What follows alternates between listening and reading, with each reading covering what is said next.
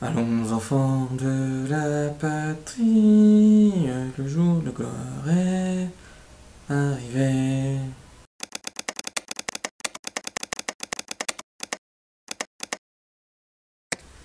Ouais. Et ben l'époque glorieuse où on arrivait à repousser l'ennemi, je sais pas où elle est, mais elle est pas là. Non, mais on s'est fait lobotomiser comme des cons, à un moment donné, faut être honnête. Moi le premier, j'ai rien dit quand je voyais des rappeurs fumer des pétards sur la 17.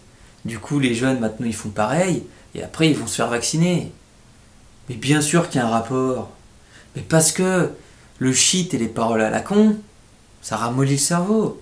Alors quand tu dis aux jeunes qui écoutent PNL qu'il faut aller se faire vacciner pour pas contaminer leurs vieux, qui sont pourtant déjà vaccinés, les mecs ils tiltent pas. De toute façon, tu pourrais leur dire de prendre la pilule pour pas engrosser leur chatte qui est stérilisée, ils le feraient. En même temps, si l'info est passée en boucle sur BFM TV, c'est que ça doit être vrai. La dernière fois, j'ai écouté les frérots de la Vega et j'ai eu envie de vivre dans une ZAD. Enfin non, au début, j'ai eu envie de faire un salto arrière entre deux immeubles de 20 étages, mais après, j'ai eu envie d'aller vivre dans une ZAD. Dans une nouvelle société, où tu manges des feuilles de bambou et où tu te laves dans la rivière. Mais bon, l'été, ça doit être sympa, mais l'hiver, t'as vite compris que si tu mets un orteil dans la flotte, il va s'accorder aux couleurs de l'arc-en-ciel juste avant que tu chopes la plus grosse chiasse de toute ta vie. Donc bon, comment il a fait le général de Gaulle pour sauver la France? Il a juste fait un appel à la radio et c'était bon. Eh, n'empêche, à l'époque, il leur en fallait peu. Pourtant, aujourd'hui, avec Internet, les gens devraient être au courant. Ils doivent bien le voir que l'obligation vaccinale et le pass sanitaire, c'est juste des étapes pour aller vers le 4e Reich. Non? Ouais, mais attends, à un moment donné, on peut pas sauver tout le monde. Et encore, je te parle pas du génocide qui est dans les tuyaux. Parce que je sais pas si tu sais, mais t'as des recruteurs dans les entreprises qui doivent lister toutes les personnes vaccinées pour pouvoir prévoir leur remplacement dans 3 ans. Ça me fera peut-être du taf, mais c'est chaud quand même. Ah non, non, pardon, mais j'avais dit avant que je parlerais pas de génocide ou du plan de mortalité à grande échelle pour lutter contre la surpopulation, tu vois. Parce que les gens sont pas prêts. Non, un truc comme ça, faut leur dire au moins 2 jours avant. Sinon t'es pas crédible. Si tu leur dis 2 ans, 1 an, 6 mois ou 3 mois avant, c'est trop tôt. Ils te croient pas, si tu veux. Et 2 jours avant, c'est bien.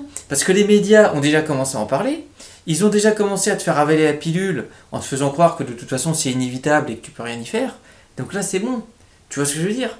Oh, bah si c'est mieux pour l'humanité, pour la planète de supprimer la moitié de la population, que veux-tu, Albert? Albert? Albert est mort.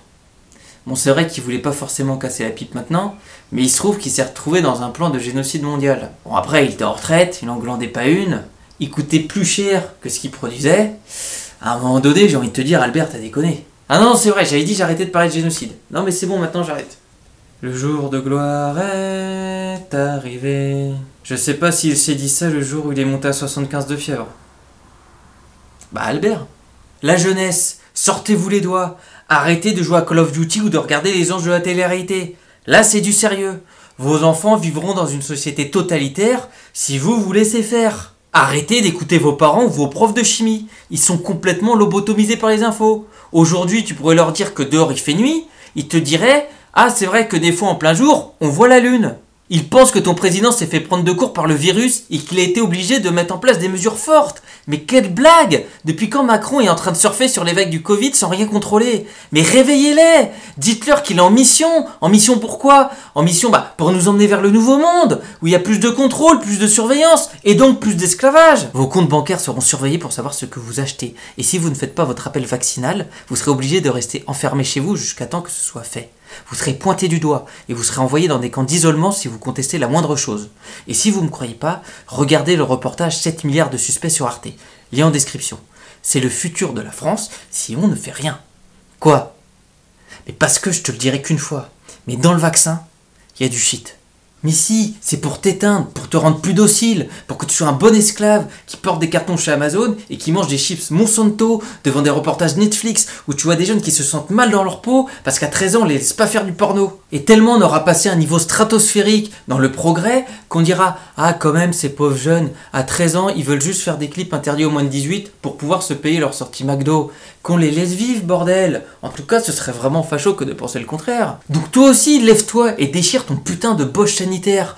Va rejoindre tes amis autre part que dans un bar ou dans une boîte de nuit. Va prendre l'air, coupe ta télé, fais des pompes, fais des tractions, va courir, mange des carottes.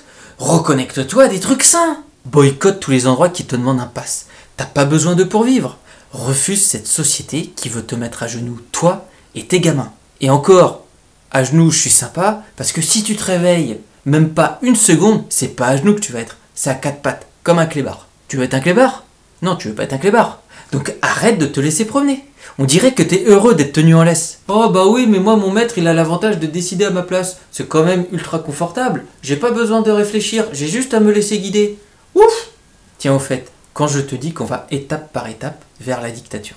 Je sais pas si t'as vu le nouveau délire de la SNCF, mais ils t'ont sorti un bracelet bleu pour identifier les personnes qui ont un pass sanitaire valide. Bon, en soi c'est pas con, ça leur permet d'aller plus vite. Mais tu vois bien qu'on a encore franchi une petite marche au niveau du contrôle.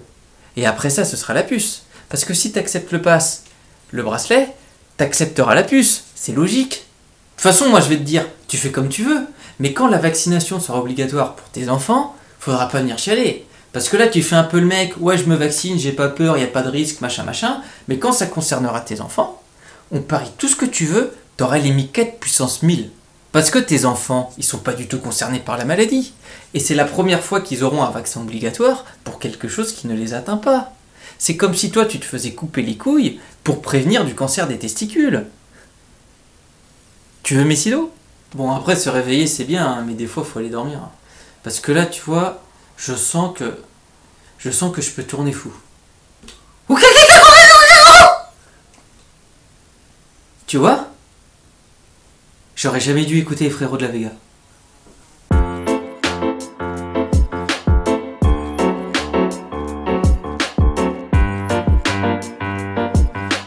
Contre-nous de la tyrannie, l'étendard sanglant est levé, l'étendard sanglant est levé.